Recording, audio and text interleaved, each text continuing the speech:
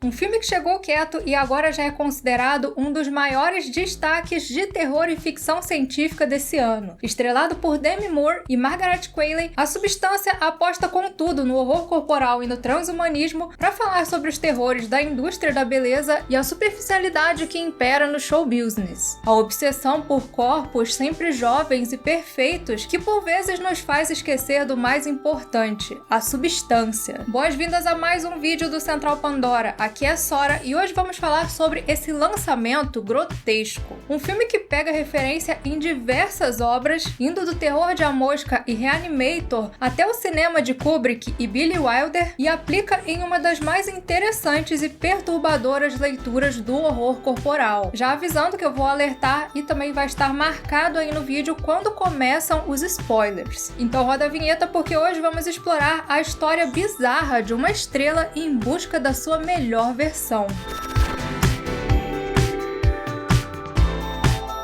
Antes de começar, eu tenho uma novidade para vocês. Eu já falei várias vezes por aqui como a Tech T-Shirt da Insider é confortável, né? E saiba que agora elas estão disponíveis em novas cores. Pois é, agora você pode adquirir também Tech T-Shirts com gola U nas cores Walnut Brown, New Navy e Red Spice. Mais opções para você ter muito estilo e conforto. E isso que as Tech T-Shirts também são camisas ultra macias, anti-odor, com tecnologia de regulação de temperatura corporal e uma alta durabilidade. São roupas perfeitas para o seu dia a dia, seja para ir estudar, trabalhar, para ir para academia. Depois de usar Insider uma vez, eu tenho certeza que elas vão virar uma parte essencial do seu guarda-roupas. E claro que inscrito do Central Pandora tem desconto. Ao fazer a sua compra pelo link na descrição, é só usar o cupom PANDORA15 para ter um desconto especial na sua compra. Assim você adquire não só o que há de melhor em vestimenta, mas também nos ajuda a continuar levando a ficção científica por todas as galáxias. Em A Substância, acompanhamos a história de Elizabeth Sparkle, uma atriz de muito sucesso que agora estava em um momento de baixa da sua carreira. Depois de brilhar no cinema, agora ela fazia só um programa matinal de ginástica e, por fim, ela ainda é jogada para escanteio pela emissora, que estava agora em busca de alguém mais jovem, com um corpo mais atraente, né? Tudo no lugar. E, obviamente, isso é um baque para Elizabeth, que começa a se sentir desvalorizada por causa de algo que ela não tinha controle, o tempo. Mas eis que um dia chega nas suas mãos a propaganda de uma fórmula milagrosa chamada A Substância, um produto oferecido por uma empresa obscura que prometia o retorno da juventude. Porém, para ser jovem novamente, ela precisa seguir algumas regras, sendo uma delas a de alternar entre a juventude e a sua real idade a cada 7 dias. E assim somos apresentados a Sue, uma nova versão de Elizabeth criada a partir das suas células. Ainda a mesma pessoa, porém com tudo que a indústria buscava naquele momento. Mas por quanto tempo ela conseguiria manter esse equilíbrio? A Substância é uma obra faustiana moderna, que usa o horror corporal para falar do culto à beleza e à jovialidade feminina que é enfiado pelas nossas goelas e até a venda de soluções milagrosas. O que é muito relevante na atualidade, onde o tempo todo nós somos expostos a filtros, edições e todo tipo de truque para esconder imperfeições e sinais da idade. A indústria da beleza é conhecida por criar problemas para poder vender soluções para eles. E apesar de não ser uma exclusividade, ela se volta de forma bem agressiva para o público feminino. E a diretora Coralie Fargo, que com apenas 2 filmes tem se mostrado um nome promissor para o terror, usa e abusa do velho terror corporal para representar o horror por trás dessa busca obsessiva pela perfeição. Quando Elizabeth injeta em si aquela substância, que aliás remete ao soro do filme Reanimator com aquela cor verde luminosa, ela ativa o processo da substância. E a partir daí ela entra em um caminho sem volta. Um caminho que é bem desconfortável de percorrer e que cada vez mais vai atingindo níveis extremos.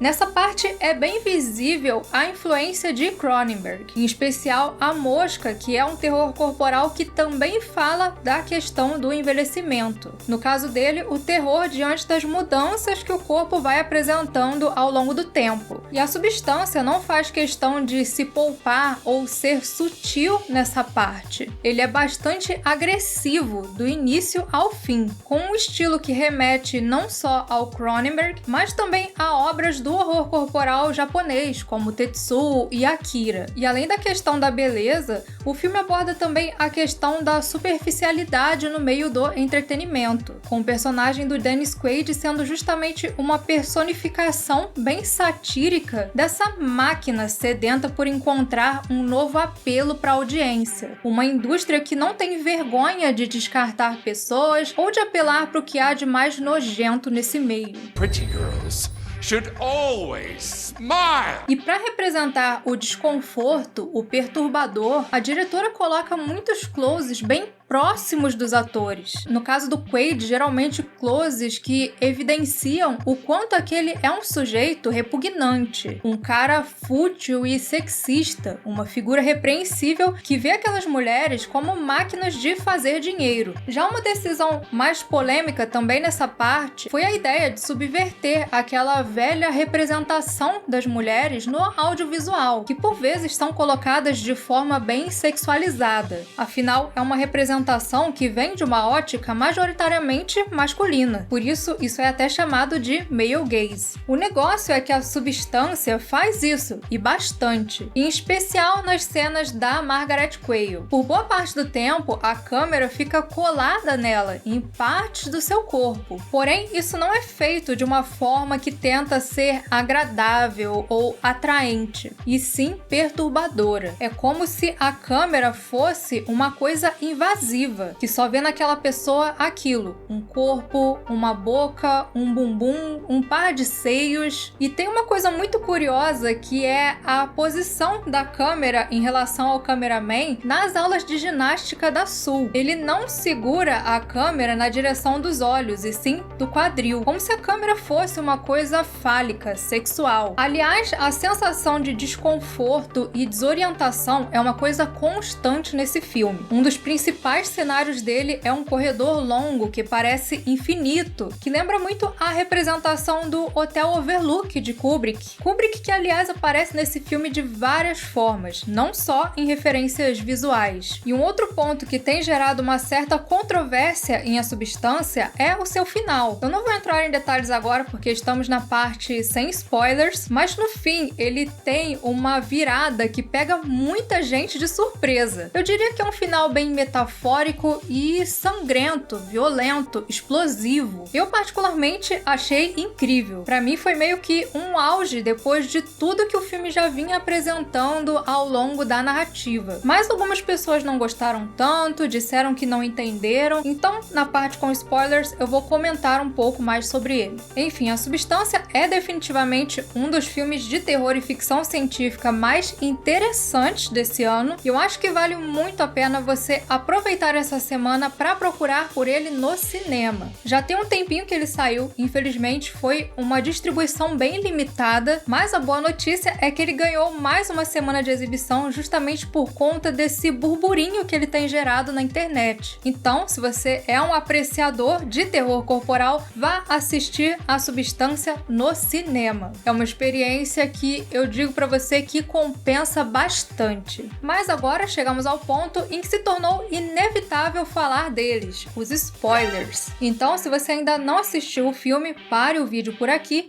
e volte depois que tiver assistido. A questão das mulheres vendo o seu valor desaparecer com a idade, seja no meio do entretenimento ou até na indústria de forma geral, não é um tema de hoje. Em Crepúsculo dos Deuses, de 1950, a Gloria Swanson já faz uma atriz que emerge em uma fantasia quando vê os seus anos de glória no cinema desaparecendo. No mais recente Advantageous, somos levados para um futuro onde a principal porta-voz de uma empresa é demitida por causa da idade. cidade. E para tentar recuperar o seu emprego, ela se submete a um procedimento experimental dessa empresa, uma tecnologia que transfere a sua consciência para um corpo mais jovem e padrão. Um filme que, apesar de não entrar no horror corporal, ele é mais dramático, é bem interessante por falar não só sobre a pressão estética, mas também sobre os desafios da maternidade em um mundo em crise e como a vulnerabilidade a qual as mulheres são expostas por vezes nos leva a abrir mão da nossa identidade. E essa última parte é justamente algo que conversa muito bem com a Substância. Ali por volta do início e metade do século XX, quando os movimentos feministas começaram a conquistar direitos para as mulheres e começou a cair por terra aquela ideia da mulher ter que ser a dona de casa, a mãe perfeita, começou a se criar na sociedade uma pressão pela perfeição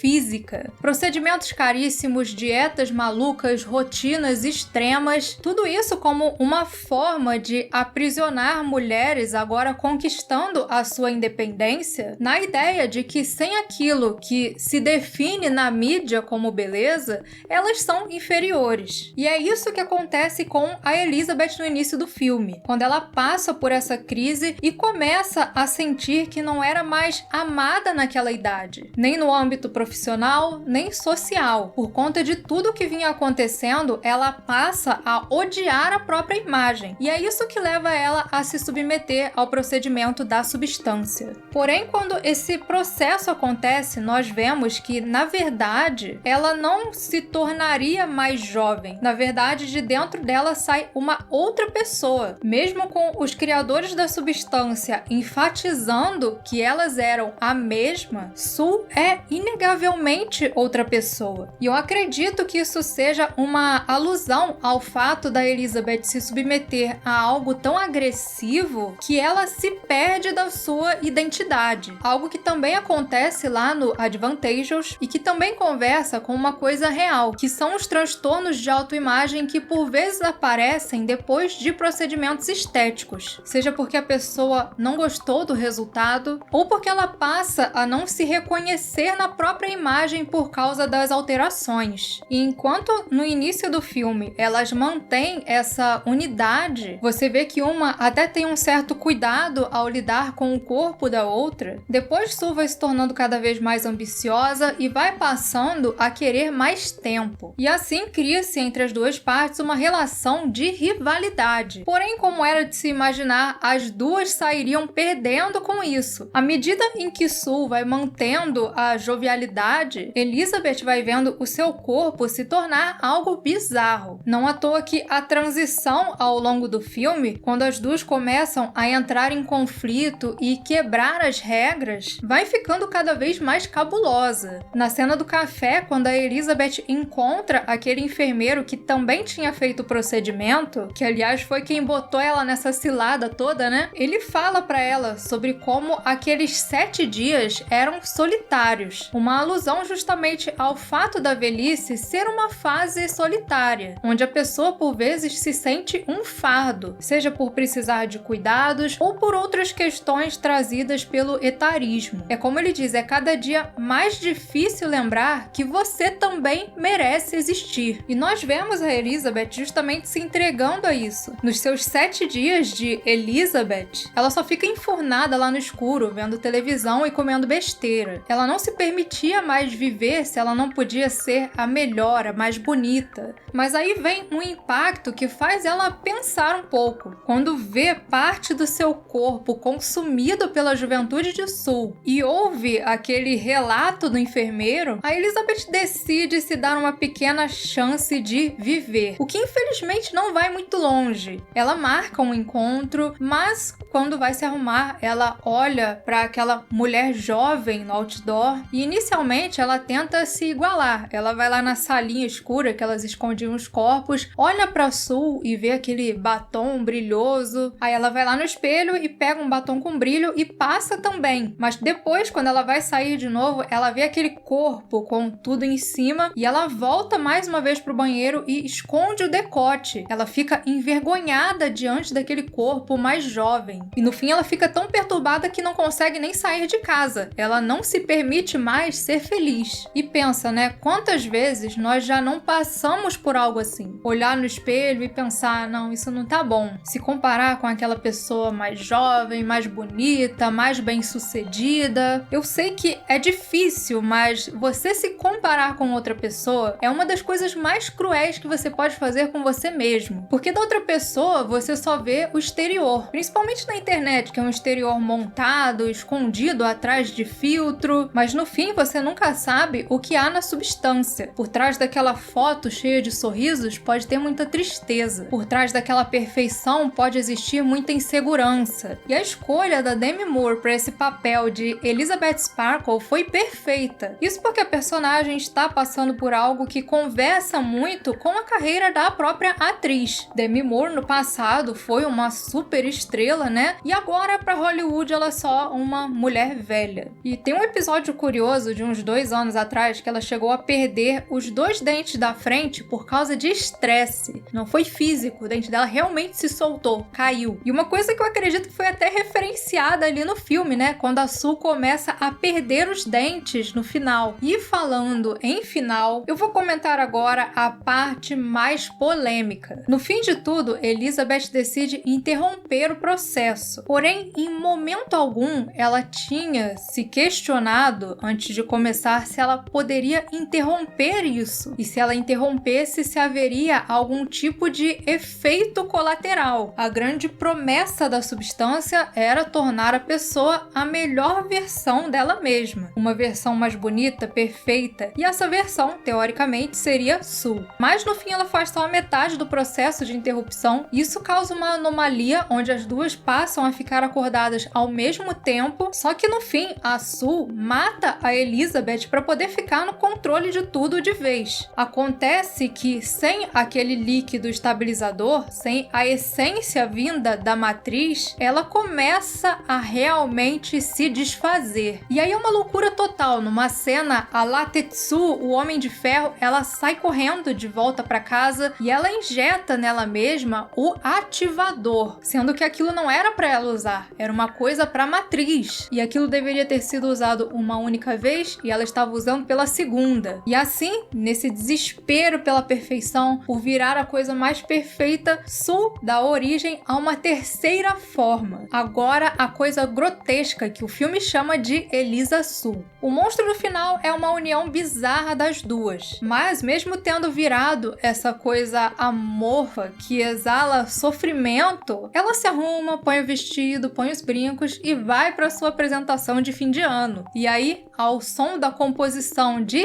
Richard Strauss, que em 2001, Uma Odisseia no Espaço de Kubrick marca a transição de uma espécie para uma nova fase, é revelada ao público a nova fase da perfeição, uma monstruosidade que queria ser amada por quem era, não pela sua aparência. Porém, a reação geral diante daquela figura grotesca é a violência. Sua imagem causa nas pessoas repulsa, tal qual o monstro de Frankenstein. No filme de Fargo, o monstro é a criação de uma sociedade obcecada pela beleza, o resultado de um mundo violento que leva as mulheres a se odiarem, a fazerem coisas por vezes extremas, se deformarem para se encaixar nos padrões. No fim, é impossível não sentir uma tristeza quando aquilo que restou da Elizabeth usa as suas últimas forças para ir até a estrela na calçada da fama, o último vestígio do tempo em que ela ainda era ela e era querida. E apesar de ser visualmente grotesca, essa cena final é um momento catártico para a personagem. Em entrevista para o Inverse, a diretora comentou que esse é um momento muito especial, porque expressa a libertação final de Elizabeth. A esse momento de alívio quando ela é reunida com a sua estrela e a loucura disso, porque aquele é o seu momento de libertação, de felicidade, de autoafirmação. É quando ela não tem mais um corpo, quando ela não precisa mais se preocupar com o seu corpo. E essa foi a nossa análise de A Substância. Para muito mais ficção científica e seus diferentes mundos, continuem por aqui no Central Pandora. E antes de encerrar, um agradecimento especial aos primeiros imediatos Nostromo, Joel Melo e Mestre J, o pessoal da ponte de comando Daniel Souto, Saren e Pedrox, e os oficiais de ciências Alexandre de Leon, JF Investor e Diego Dias, pessoas essenciais na nossa missão de levar a ficção científica por todas as galáxias.